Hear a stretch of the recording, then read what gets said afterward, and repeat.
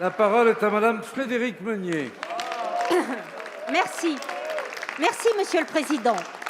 Monsieur le Premier ministre, la loi n'interdit pas que les hijabeuses puissent jouer au football avec le voile islamique. Donc, elles peuvent le faire.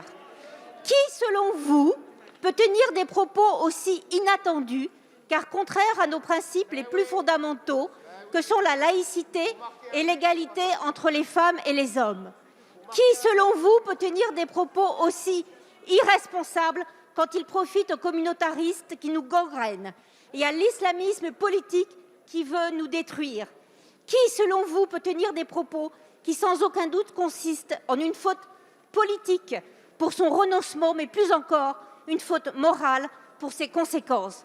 Monsieur le Premier ministre, je vous donne un indice. Elle est dans votre gouvernement.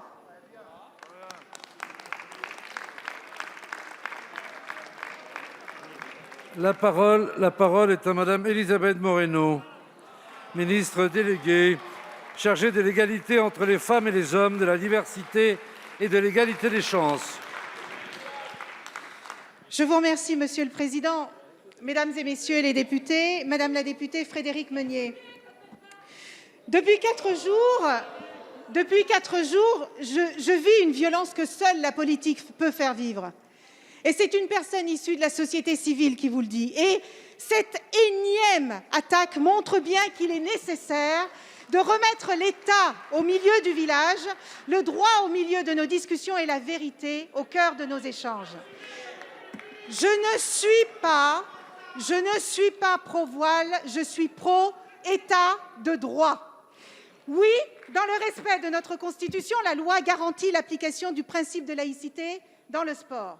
Oui, je crois en la liberté de conscience de chaque individu. Et oui, ce gouvernement lutte contre toutes les formes de séparatisme en étant intransigeant face aux comportements radicaux.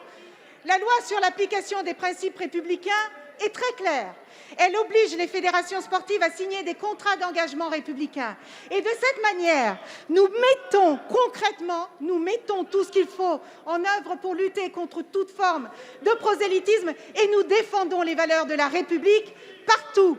Et sur l'affaire que vous mentionnez, Madame la députée, je n'ai ni rencontré, ni même jamais prononcé le nom du collectif que vous évoquez. Une action devant le Conseil d'État est d'ailleurs en cours. Et en tant que membre de ce gouvernement, il ne m'appartient pas de dire si je suis pour ou contre une action en justice. Il en va de la séparation des pouvoirs, si chère à la représentation nationale. Mesdames et Messieurs les députés, je n'ai aucune leçon de féminisme à recevoir. Je n'ai aucune leçon d'universalisme à recevoir. Je me suis battue toute ma vie. Je me suis battue pour m'émanciper et avec le Président de la République, le Premier ministre et la majorité, je me bats aujourd'hui. Merci, Madame la ministre. Madame la députée, vous avez la parole. Madame la ministre, vous êtes ministre de ce gouvernement. Vos propos ambigus ne peuvent cacher votre profond malaise et l'hypocrisie de cette majorité. Car oui, il illustre parfaitement ce « en même temps » qui détruit tout, qui renie tout, car il ne choisit rien et n'assume rien. Vous défendez une proposition de loi pour démocratiser le sport et vous refusez d'interdire clairement le port de signes religieux pour les compétitions organisées par les fédérations. Quelle ironie et quelle incohérence lorsque l'on sait que le voile enferme et rejette alors que le sport libère et fédère. En prolongement de la charte olympique, notre amendement de groupe porté par Maxime Minot permettait d'interdire toute propagande politique, religieuse ou raciale dans le sport. Mais vous l'avez rejeté avec mépris si coutumier. Mais alors, que dites-vous à ces femmes qui se battent pour briser le carcan où on les enferme? D'abandonner, c'est ça?